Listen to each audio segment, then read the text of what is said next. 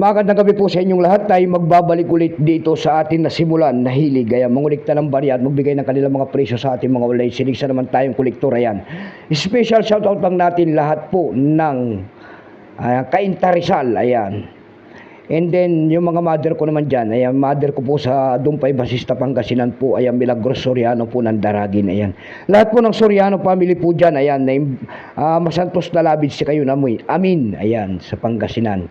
Babatiin rin natin, matagal na kasi hindi na natin nababati ang aking mga uncle dyan po sa Samonte, Quezon, Isabela po, ayan.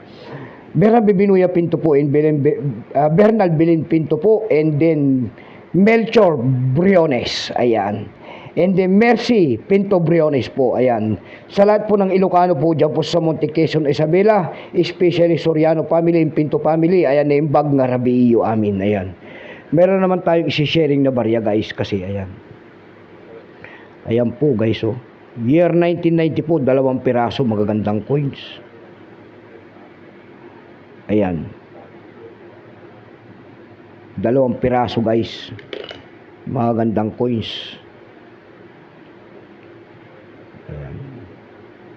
Year 1990 po ni Juan Luna, ay Republika ng Pilipinas. Pagkatalikod naman guys, makikita nyo po ang isang imahe po ng isang butterfly, ayan. And then 25 centimos.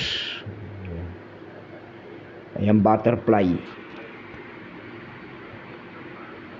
Ayan, butterfly guys, ayan. Ang scientific name ng butterfly na yan guys, yan po ay Graphium idioides kung tawagin nila. Graphium idioides. Ayan. Graphium idioides. Ayan. Tingnan natin to guys kung magkano ng kanilang mga bintahan sa ganitong mga coins. Ayan. Magandang gabi po sa inyo lahat. Siyempre po, magpapasalamat tayo sa lahat ng ating mga manonood. Lalo-lalo ng aking mga subscriber dito po sa ating munting channel guys, Samuel Soriano TV 29 po ang aking YouTube channel. Thank you so much sa aking mga subscriber. Keep safe po and God bless. Magpapasalamat din tayo sa lahat ng mga tumatangkilik ng aking mga video dyan po sa ating FB page, Samuel Soriano po. Lahat po na nakapalo sa aking FB page. Keep safe po and God bless. Ayan. Yun naman po sana hindi pa po nakapag-subscribe dito sa ating munting channel. Anyayaan ko lang sana kahit malaking tulong na po o bagay ang inyong magagawa tulad ng pagpindot ng ating subscribe button, like and share para ma-update ko naman kayo sa mga bago ko pang ilalabas na video about coins. Ayan. Ayan ang ating mapag-uusapan guys ni Juan Luna. I-large type po yan kasi may maliit yan guys eh. Year 1991 hanggang 1994 yung kanyang maliit. Ito naman na nagsimulang years ito mula year 1993 hanggang 1990. Value po nito ay 25 centimos. Ayan.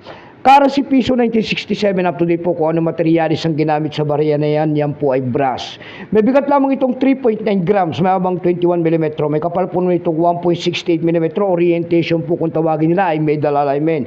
Itinigil naman ang paggamit sa barya na yan ng Pilipinas on January 2, 1998. Number N-2462. Reference number KM-241-1. Ito pong year 1999 ito guys, ito po ay 38%. Wala pa pong mintage kung ilang piraso po ang ginawa ng Bangko Sentral niyan. Wala sila may pakita.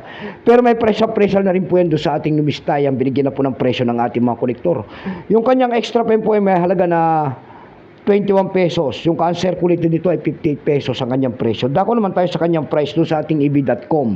Sa EB.com guys, meron tayo nakita nagbebenta nito ng $10. Nasundan po ng $6. Yung pinakamababa po na bintahan doon ay $3.70. Ayan, 150 na 150 pataas. Dako naman tayo sa Carousel PH. Sa Carousel PH guys, meron na nakita nagbebenta nito ng 120 pesos.